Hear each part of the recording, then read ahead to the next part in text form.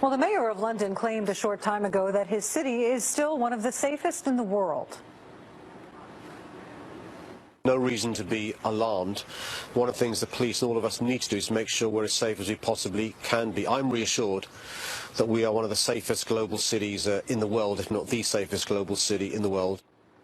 Well, that statement comes despite the fact that Great Britain has seen 3 major terror attacks in the past few months.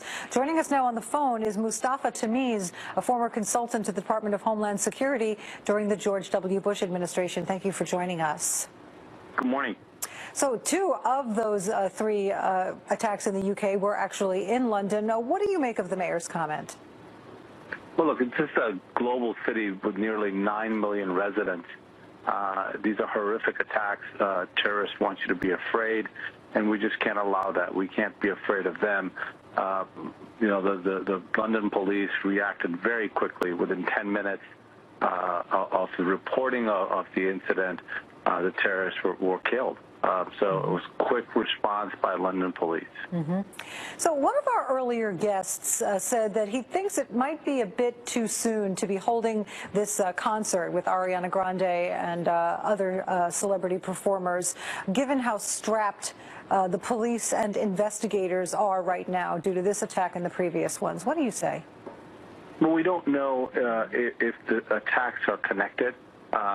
We talked earlier about the threat level was reduced, but some of these things are inspired by ISIS, not necessarily controlled by ISIS or coordinated by ISIS. So we'll learn soon in the coming hours, and probably in the next several hours we'll have a better idea if the authorities believe that there is an ongoing threat, if they have intelligence as to a credible plot, then I'm sure they would cancel the event. But if we just began to cancel our lives, stayed home, not participate in our day-to-day activity, that's the day that terrorists claim victory. And that's something that London residents wouldn't want, and that's something as a world that we wouldn't want to see. Yeah, and that is the point that the mayor made repeatedly during his statement about an hour ago, is that we will not cower to the terrorists. So what can London do going forward to prevent more of these? Well, look, this is not a simple issue. For a long time, there was the sense that if we fight them there, we won't have to fight them here. Well, the reality is what London and many of these incidents tell us is our biggest threat is homegrown terrorism, and we have to do a lot more to counterbalance extremism than the rhetoric of this is about bombs and bullets. This is a battle of ideas, and we have to win that battle of ideas. And how do we go about doing that? A lot of these people are being radicalized. There's some in the mosques, clearly. Others even just on the internet. Well, one thing we have to look at is our tactics and how we approach this.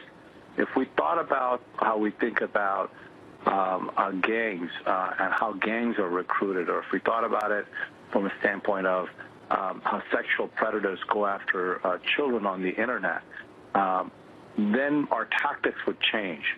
What the ISIS and alike do is they look for vulnerable people that are disenfranchised and then try to recruit them. And we've seen this recruitment happen over the internet, so we have to be better at cutting that off, that contact between ISIS and reaching out to the youth in the West. And then we also have to look at in Europe what happens in prisons. A lot of the recruitment happens with these petty criminals in the prison. So there are things that we have to do and we have to get better at, but we can't just say that they're winning. Yeah. A lot more has to be done and will be done. Right. All right. Mustafa Tamiz, thank you so much for joining us. Thank you.